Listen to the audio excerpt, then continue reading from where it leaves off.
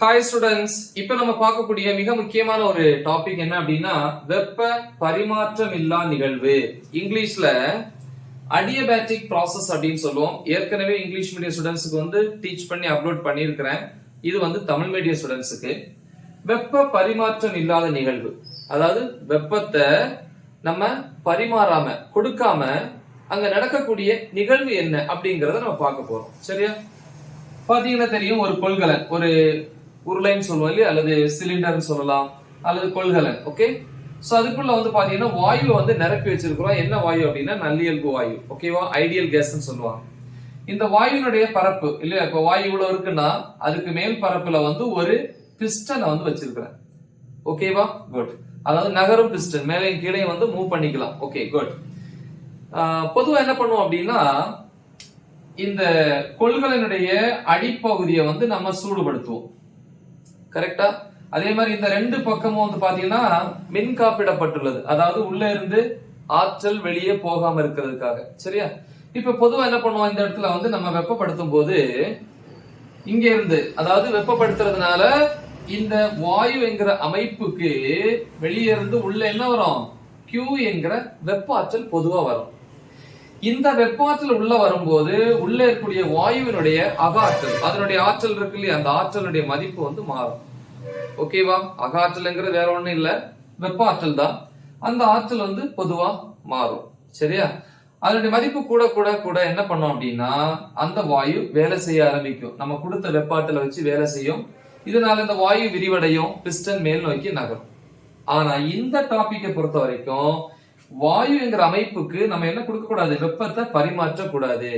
அப்ப அமைப்புக்கு உள்ளேயோ அமைப்பிலிருந்து வெளியேவோ அந்த சூழலுக்கோ வெப்பம் பரிமாறப்படாது. ஆனா அங்க வேலை நடக்கும். அதை நம்ம பார்க்க போறோம். சரியா? ஓகே, சோ அப்ப நம்ம இப்ப வந்து வெப்ப ஆற்றல் கொடுக்க வேண்டாம், ஹீட் பண்ண கூடாது. சரியா? ஓகேப்பா. சோ இப்ப உள்ள வந்து வாயு இருக்கு. இப்ப நம்மளே இருக்கோம்னு வச்சுங்களேன், வெளியே இருந்து ஆற்றல் தந்தா அந்த ஆற்றலை வச்சு நம்ம என்ன பண்ணோம், வேலை செய்வோம். அப்படி தரலன்னா நம்மகிட்ட இருக்கக்கூடிய அந்த ஆற்றலை வச்சு என்ன பண்ணணும், வேலை செய்யணும். கரெக்டா? அதேதான் நடக்க போகுது. அப்ப வெப்பத்தை பரிமாறாம இருக்கும்போது வாயுக்குன்னு ஒரு ஆற்றல் இருக்கு இல்லையா, நமக்குன்னு ஒரு ஆற்றல் இருக்கு இல்லையா, அது அக ஆற்றல் அப்படின்னு சொல்லுவோம். இன்டர்னல் எனர்ஜி யூன்னு சொல்லுவோம். இந்த அக ஆற்றலை வச்சு என்ன பண்ணும் அப்படின்னா அது வேலை செய்யும். வேலை செய்யும் போது என்ன ஆகும் அப்படின்னா இந்த வாயு விரிவடையும் போது பிஸ்டன் வந்து மேல் நோக்கி நகரும். அப்ப பாருங்க, வேலை மேல் நோக்கி நடக்குது. யார் இந்த வேலை செய்யறது? உள்ள இருக்கிற வாயு பிஸ்டன் மேல வேலை செய்யுது தன்னுடைய அக ஆற்றலை வச்சு. கரெக்டா? சோ அதனால வேலை வந்து பிளஸ், பாசிட்டிவ் எக்ஸ் அப்படின்னு சொல்லலாம். எனிவே நம்ம விஷயத்துக்கு வரும்.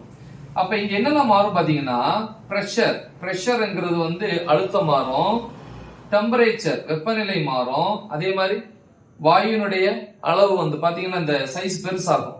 கரெக்டா? அதான் வால்யூம், பருமன், இது எல்லாமே மாறலாம்.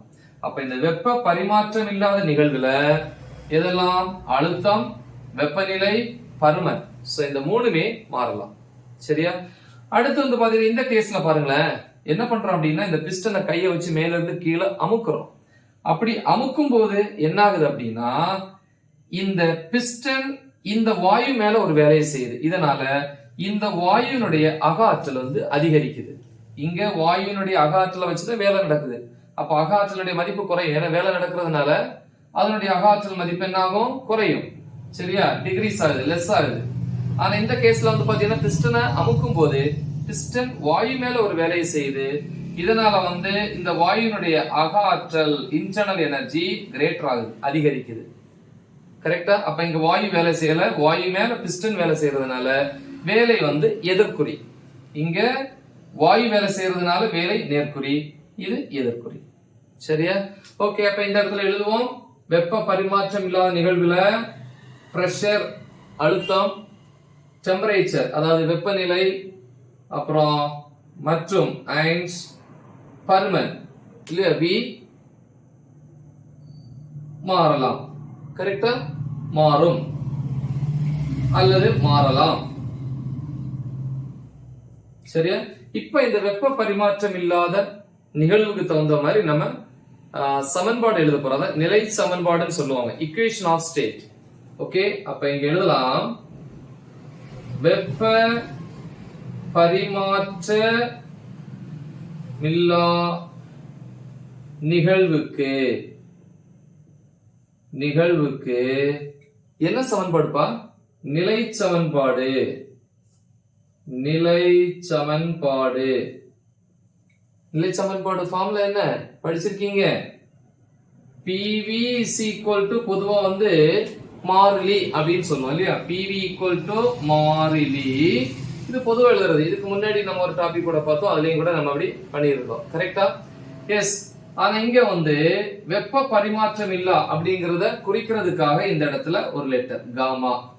இது இங்கிலீஷ்ல அடியபேட்டிக் எக்ஸ்போனன்ட்னு சொல்லுவாங்க. தமிழ்ல வெப்ப பரிமாற்றமில்லா அடுக்குக்குறி அல்லது அடுக்கு குறியீடு அப்படின்னு சொல்லுவாங்க. இது ஒரு மாறிலி. அதாவது இதுக்கு மதிப்பு எப்படின்னா காமாங்கிறது CP/CV மதிப்பு. CPங்கிறது தெரியும், மோலார் தன் வெப்ப ஏற்புத்திறன். எப்ப அழுத்தம் மாறாத இருக்கும்போது படிச்சிருக்கோம். அதே மாதிரி பருமன் மாறாம இருக்கும்போது மோலார் தன் வெப்ப ஏற்புத்திறன் CV. இந்த ரெண்டுக்குள்ள தகவு தான் காமா. இது ஒரு மாறிலி மதிப்பு. ஓகேவா? குட். சோ எப்படி எழுதலாம்? அப்ப PV power gamma equal to மாறிலி. சரியா? சோ இத நான் சமன்பாடு 1 நம்ம எழுதிக்கலாம். சரி, இப்ப PV வரைபடம் வரைவோம் இல்லையா? PV வரைபடம் படிச்சிருப்பீங்க. இது வெப்ப பரிமாற்றம் இல்லாத விரிவு எக்ஸ்பான்ஷன். சோ இது வந்து அமுக்கம் கம்ப்ரஷன் சொல்லுவாங்க. ரெண்டுமே நம்ம டயகிராம் போட்டுல ஏற்கனவே படிச்சிருப்போம். XH YH இல்லையா? பொதுவா 2H நம்ம யூஸ் பண்ணுவோம். சோ இது XH. பருமன் அதிகரிக்கும் போது அதுக்கு தகுந்த மாதிரி பிரஷர் அதாவது அழுத்தம் மாறும். அதனால பருமன் வால்யூம் வந்து XHலயும் பிரஷர்னா அழுத்தம் வந்து YHலயும் இருக்கும். தொடக்கத்துல வந்து பாத்தீங்கன்னா வாயு விரிவடைகிறதுக்கு முன்னாடி அந்த இடத்துல பருமன் குறைவா இருக்கும். அப்ப இனிஷியல் வால்யூம் தொடக்கத்துல கம்மியா இருக்கும். அப்ப இதுதான் தொடக்கம். அப்ப பருமன் குறைவா இருக்கும்போது அழுத்தம் எப்படி இருக்கும்? அதிகமா இருக்கும். அப்ப தொடக்கத்துல பருமன் குறைவா இருந்த அழுத்தம் பாருங்க மேல டாப்ல இருக்கும். PI இனிஷியல் பிரஷர் தொடக்க அழுத்தம். சோ அப்ப வந்து இந்த பாயிண்ட் நம்ம ஜாயின் பண்ணோம் அப்படின்னா இப்படி ஜாயின் பண்ணிக்கலாம். அடுத்து பாத்தீங்கன்னா வாயு விரிவடையும் போது பருமன் அதிகரிக்கும். அப்ப பருமன் கூடிட்டே வருது. இப்ப இந்த இடத்துல எடுத்துக்கலாமா? VF. அப்ப என்ன ஆகும்னா வாயுனுடைய அழுத்தம் குறையுது.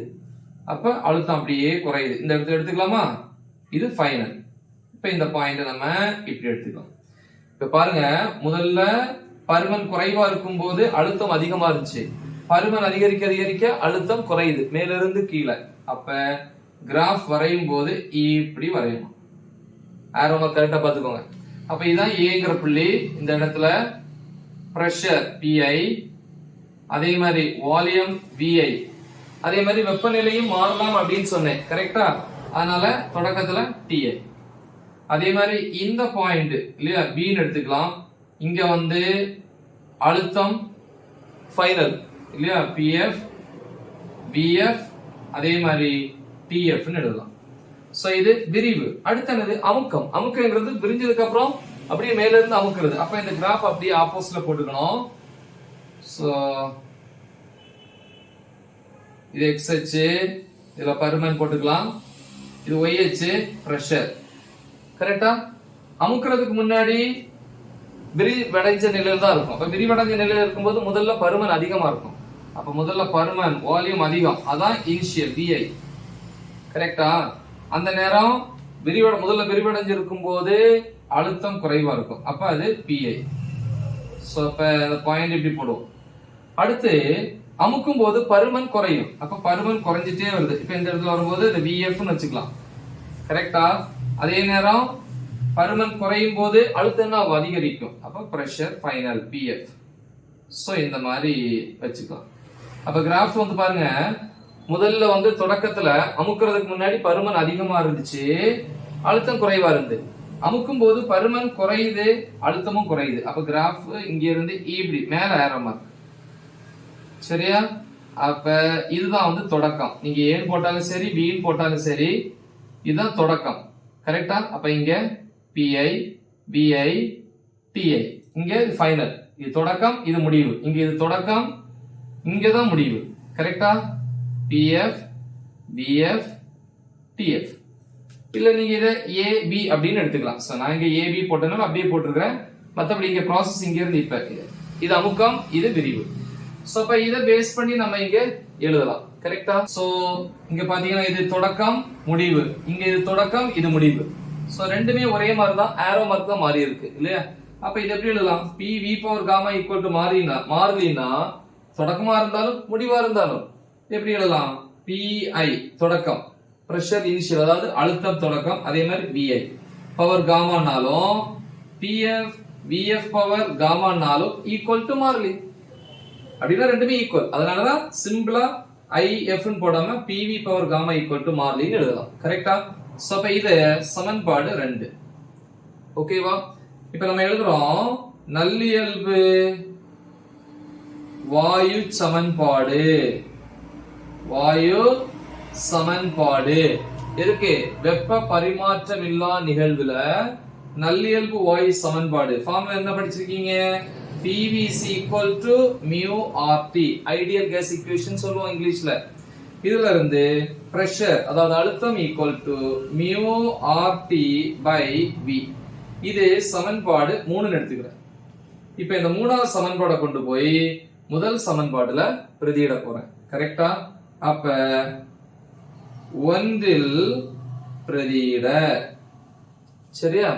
அதே மாதிரி நான் ஏற்கனவே சொன்னேன், இங்க இருந்து நம்ம எந்த வெப்பமும் உள்ள கொடுக்கல. அப்ப வெப்பம் உள்ள கொடுக்காம இருந்தோம் அப்படின்னா கண்டிப்பா அங்க வந்து வேலை யாரால நடக்குது? அக ஆற்றலால நடக்குது. கரெக்டா? அப்படின்னா நம்ம கொடுத்த வெப்ப ஆற்றல் 0. படிச்சிருப்போம் வெப்ப இயக்கவியலினுடைய முதல் விதி, ஃபர்ஸ்ட் லா, அதாவது முதல் விதி என்ன சொல்லணும்? பொதுவா வெளியே இருந்து வெப்ப ஆற்றல் Q கொடுத்தோம் அப்படின்னா உள்ள இருக்கக்கூடிய வாயுனுடைய அக ஆற்றல் மாறும். அப்ப டெல்டா U எழுதலாம். டெல்டா U அப்புறம் அதிகரிச்சுட்டே இருக்கும்போது அந்த அக ஆற்றல் அடுத்து ஒரு வேலை செய்யும், அதான் விரிவாக்கம். அப்ப பிளஸ் W இப்படின்னு பொதுவா எழுதுவோம்.